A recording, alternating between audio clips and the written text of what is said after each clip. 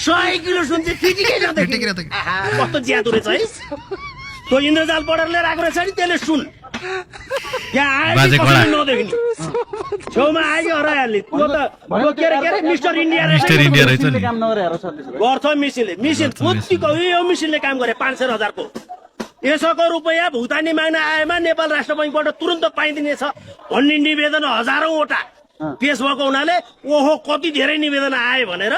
अनि स्वीकृत गरे निवेदनमा के लेखेको थियो थाहा छ अब के हुन्छ नेपाल सरकार यसोको रुपैयाँ भुक्तानी माग्न आएमा नेपाल सरकार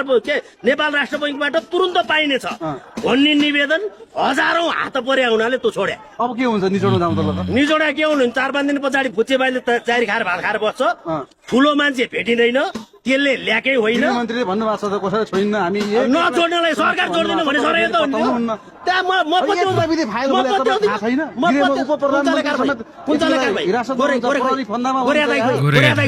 गोरे खोइ 33 कोले म गोरे मात्रै गोरेलाई पनि किन जेल हाले अर्को मान्छे मार भनेर हाले होइन सुन हाले खोइ सुन खोइ देशको माग अनुसारको सुन खोइ त्यतिकै खाना हामीलाई खाना गर्ने यी खुरापातीहरूसँग संगत गरेर यिनको भन्दा बढी सडक तपाईँहरूको सुध संगत गरे पछाडि यिनको भन्दा खुरापाती बुद्धि कसको बढी होला